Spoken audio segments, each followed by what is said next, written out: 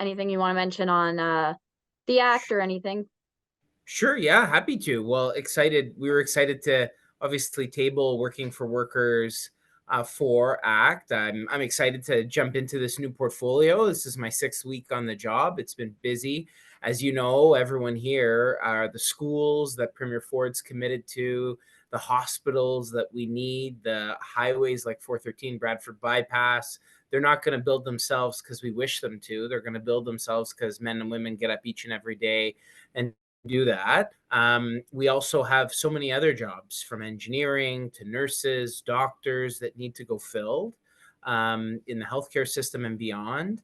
And for many newcomers, like my grandpa who came here, with nothing in his pockets from Italy, they want to know that the opportunity that is this great country, Canada, province, Ontario, is there for them and their families. And so what this bill also did was remove barriers for newcomers in entering our labor market so that everybody can achieve their full potential in Ontario, contribute to our economy, and be a part of a stronger Ontario as we build a stronger Ontario together.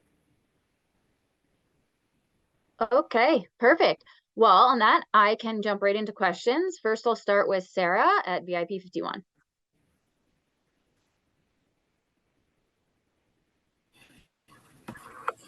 Good afternoon, Minister. Good afternoon, everyone.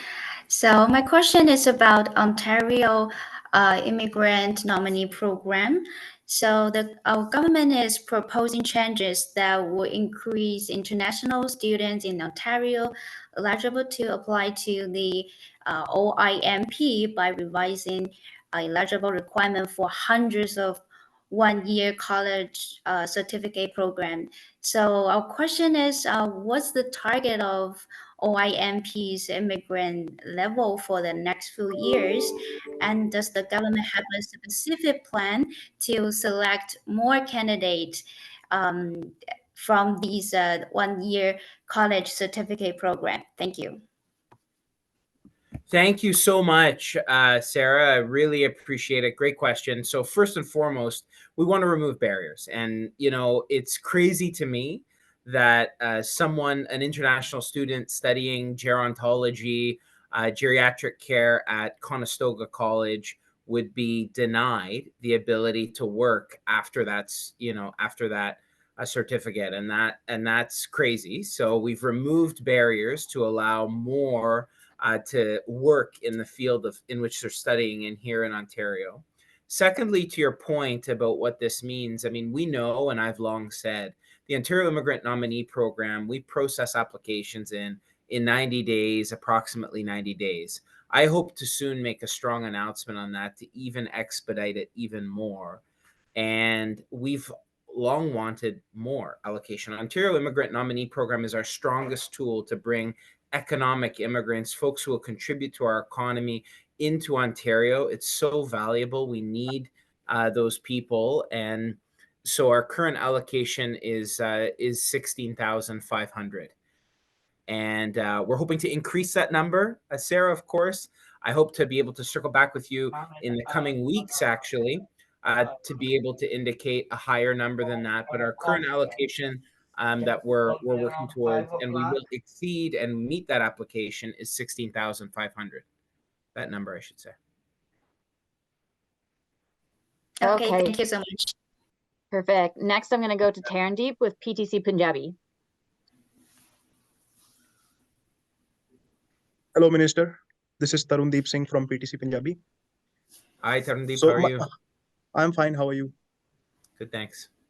So my question is, how does the Working for Workers 4 Act 2023 aim to enhance the skilled workforce in Ontario and address the need of skilled workers, especially with the removal of Canadian work experience requirements? Yeah, Tarandeep, thank you. That's a really good question. I would say, I think I and all of you are sick and tired of hopping into a cab or an Uber to find out that your cab driver's a doctor or nursing experience. I had a woman in my constituency office the other day who was a refugee, who was a nurse. And I think we're all sick and tired of having family members, loved ones, etc., who've come to this province, who are here to work hard and find out that they're not working in the field in which they've studied and have competencies and expertise. And we know today only 1 in 4 newcomers practice in the field in which they've studied. We need to improve that. So one of the biggest barriers was the Canadian work experience requirement, which instead of looking at your competency, just asked you, have you worked in Canada before? And what Premier Ford and what I can tell you, I used to work at the Royal College of Physicians and Surgeons of Canada. We assessed competency.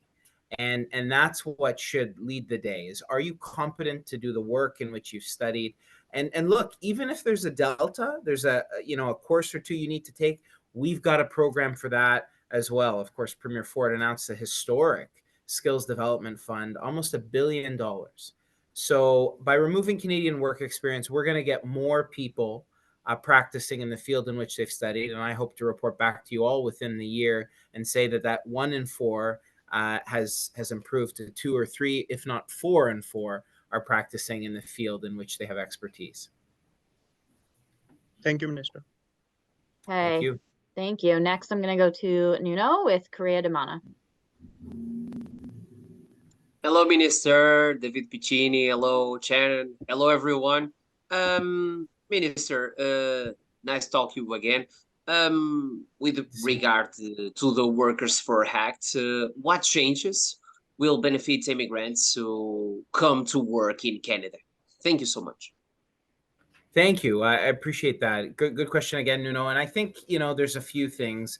Of course, I spoke already about the Canadian work experience piece. By removing that requirement, again, too many newcomers have the doors slammed in their face before they even get into the interview room because of that Canadian work experience requirement. And Premier Ford and I want everybody to realize their full potential in Ontario. And so that's a big piece. That for international students, we're going to ensure more are working after taking courses in Ontario. And finally, we're working with regulatory bodies to remove barriers for foreigners who, for example, have competencies in engineering or in nursing or in medical field, specialty education, to be able to practice. And, that's work I'm working on right now with the regulatory bodies. And you can expect more action to be taken in Working for Workers 5 in the spring. All right. Thank you. Next, I'm going to go to Bala at Weekly Voice. Oh, hello, Minister Piccini. Hi. Hi, Bala. Good to see you. I know you've done some good work with the Parks and Environment Ministry, and this is a different portfolio. Just wondering, how is the government going to ensure compliance with this Canadian experience not required clause? I mean, if I'm an employer, if I don't use this, I don't consider this, how is there an enforcement mechanism? Well, I think, Bala, that's an excellent question. It first starts with strengthening the Employment Standards Act and including that in there. And, when we amend the Employment Standards Act, these are things previous Liberal governments could have done. They didn't. It's Premier Ford and our government that are saying to newcomers, we value you, we value your competencies, and are removing this discriminatory barrier. In fact, I just was at the federal, provincial, territorial meetings with all my counterparts from around Canada. Nova Scotia's minister came up to me and said, my goodness, this is great what you're doing. And already many other provinces will likely follow our leadership here in Ontario. And on the enforcement piece, obviously, I think we're sending a very clear step in both press and the conversations I'm having with you, communicating what the new law is going to be in Ontario once this bill is passed. But then we know through employment standards officers that there would be an enforcement component. Obviously, we want education first. It's why I'm talking to you today. It's why everywhere I go, I talk about this important work Premier Ford and our government and I are doing. But we know that there will still be times where newcomers will face discriminatory barriers, and that's why we have a good team of employment standards officers. In fact, I met the head of our enforcement team this morning. I was talking with him about this very change, and so our hope is that people will respect the law as written and as soon to hopefully be passed in the legislature, and then there's also the enforcement piece. Thank you, Minister Piccini. Thank you. Okay. Next, I'm going to go to Thomas. Did you have a question? Oh, you just have to unmute. Thomas, you'll need to unmute.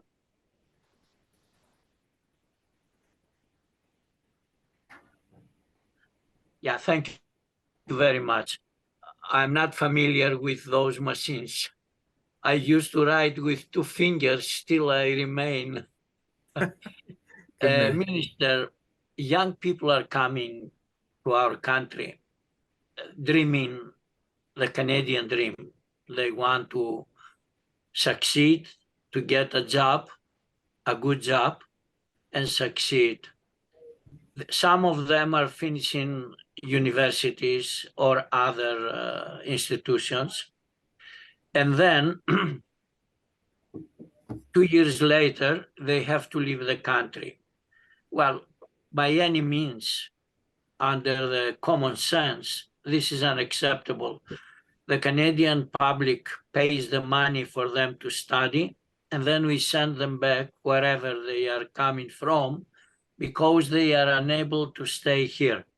Years back, under the federal minister, Jason Kenney, he used to be your counterpart on the federal side. We discussed this with him, and he made a provision, and everyone who finished, university or college in Canada, and he wanted to stay in Canada, it was okay. It was free to stay. I don't know when and who changed this rule, and now the new generation, they are facing these problems. One thing is this one. The other thing is we have the amount of smaller payment, whatever, to $15 per hour. Do you know that a small apartment, 1 room with just whatever they call it, 1 room apartment, costs about $1,800? I don't know how we expect these people to stay. They don't get $1,800 cash working, but they have to pay for the apartment. Is there any way that the government is going to take action and make sure that those horrendous improvements to rents are going to finally to stop at one time? Thank you. Yeah, thank you, Thomas. A few questions there, and I appreciate the question because you're very right. I mean, Ontario, I first start by saying Ontario, we don't exist on an island. We're not immune from the broader economic challenges we see from coast to coast to coast. And this is very much a national problem. We're seeing, too many people living on the streets. We're seeing soaring rent. Vancouver, Halifax, wherever you are in Canada, you see this. And I think that's why Premier Ford has made the bold commitment to build 1.5 million homes. It's why we haven't raised a single tax. It's why we're trying to put more money back in people's pockets in this bill. Not only have we removed the tolls, given back the license tax on so many folks who have to get to work, we've also expanded one pass, one fare for public transit. It's why my ministry is allowing hospitality workers, over 400,000 of them, to take home more of their hard-earned money by ensuring that you get paid for trial shifts, by ensuring that any deductions, that apps do when you're looking to get your tip out money, we've removed that, empowering workers to choose where that money is deposited. And we've been clear that Dine and Dash isn't going to take it from the pockets of hardworking newcomers, for example. So those are some of the many changes we've made to help people earn more of their hard-earned money. And why we're working hard with municipal partners like Toronto, Brampton, Peel Region, Mississauga, and others to expand more housing. I would add we need willing partners. I know in Mississauga they restrict height limits, sadly. As we look to build up and intensify. I was speaking with an immigrant from Bulgaria who does building, where the mayor unfortunately restricted them in height. But what I would say, is for international students, to your second point, one of the reasons we've made sure more are practicing in their field by reducing barriers is so that the gerontology student, someone working with seniors at Conestoga, works, because we have an aging population. It's why that same nursing student at Sheridan College can now work in their field. And it's why we've expanded the Ontario Immigrant Nominee Program. And finally, it's why we've removed Canadian work experience requirements so that more newcomers can work and practice in the field in which they have expertise. So there's no one silver bullet, Thomas, but I think all of these suite of measures really shows that in this Ontario, in Premier Ford, Doug Ford's Ontario, it doesn't matter creed, color, religion. We want you to succeed. We're going to remove barriers so you can succeed. And this is an Ontario that leaves no one behind, and that wants everybody to achieve their full potential. Something else, I'll take this opportunity. Would you please make sure that the Ontario government continue giving advertisements to online channels, the big Google and so on. And the publications, the ethnic publications are starving. Yeah. We don't have a single, I'm working on my newspaper. I don't have for tomorrow a single advertisement. The paper is going to continue. The paper pays for all the expenses. The paper moves up. The printers moves up. Everything is moving up. We don't get anything. Is there any way that the government of Ontario is taking a serious look at least, and try to help those publications? There are 275 publications. They used to be 2.5 years ago, 275. Now there are less than 150. The rest closed. And if this policy will continue, and the rest in 2 years are going to close, and there should be no ethnic press in Ontario. Thank you, Minister. Yeah, I think you're right, Thomas. And this is a conversation we've had both at Cabinet and caucus about the importance of ethnic media in our community, about the importance of small town media. I'm from rural Ontario. We just lost our paper, Northumberland News. When I grew up, we had Port Hope Evening Guide. We had the Cobourg Daily Star. Now they're all gone. Even Northumberland News, they were Star Metroland. They're gone. Today's Northumberland is gone. We do have ethnic media who, you're right, are hanging on by the fingernails. And so I want both as government and as local members, regardless of political stripes, should be advertising and supporting in the way we can. And I know Shannon, and we share that. We tell all of our members, and if there's anything I can do to host you all at Queen's Park just to draw attention to this, I'm happy to do that. I would also say C18. This is crazy. The only media that seem to be benefiting in Justin Trudeau's Canada is the CBC, and they get massive state-sponsored handouts. They get more money than we spend on so many vital services that Ontarians depend on. And this is crazy. I don't want to live. My family fled countries where there was only one state broadcaster, not to come to a country where small ethnic media is destroyed. So you've got my commitment to do everything in my power as an elected member, understanding that the CRTC is federal, but everything in my power provincially to help support. And, I'd like to, my team be speaking with government, which is the bureaucracy, the cabinet secretary who work on government ads, to ensure that the changes for newcomers that we've just announced, should they get passed, that we support ethnic media and communicating that to Ontarians. Okay. Thank you. Next, I'm going to go to Shelly at Y Media. Thank you, Shannon. Hello, Minister.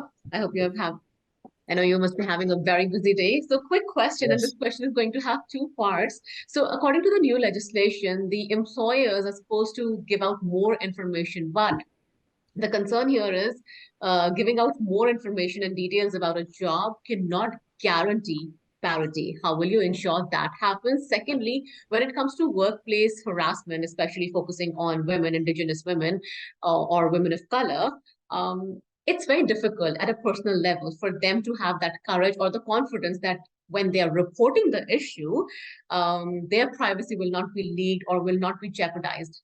So, how do we ensure they have that confidence and they have the knowledge who to report to?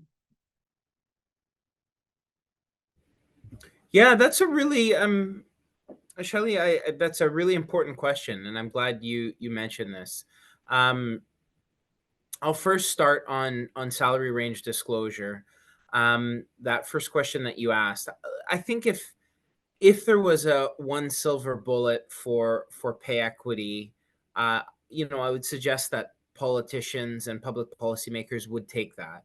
Understanding that I think it's a suite of measures to empower women in the workplace, which our government is very much trying to do, racialized minorities.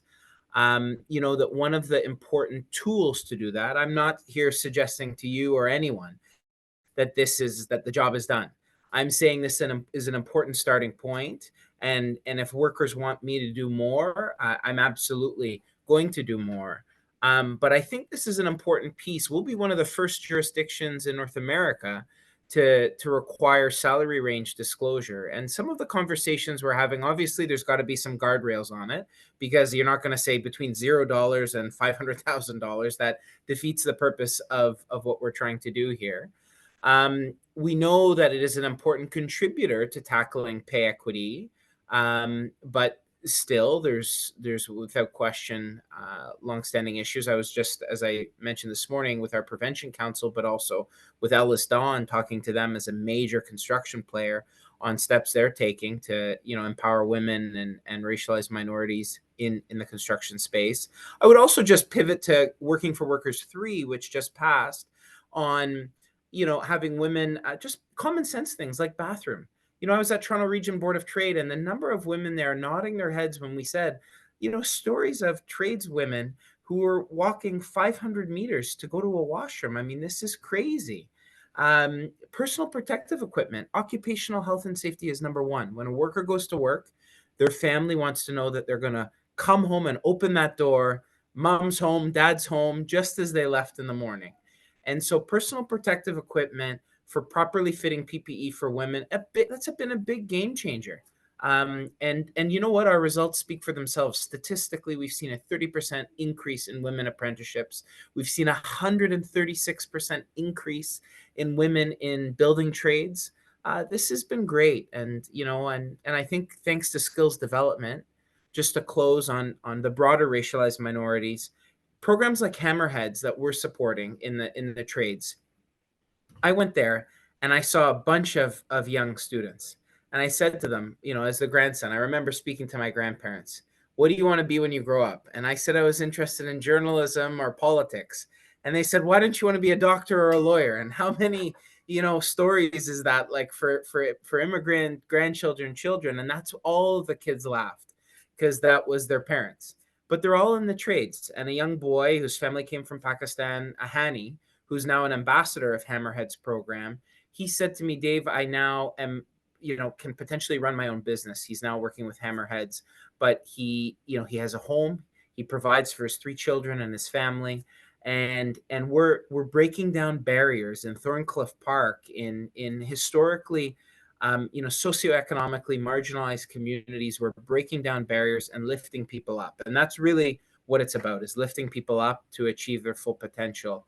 The second piece on NDAs that you mentioned, that's an important piece. And I think that we're going to launch a discussion with victims, with legal advocates, with women's groups, in particular, minority groups, to speak about what they want to see. Because, PEI is the only other province that I know of in Canada that's contemplated the banning of NDAs.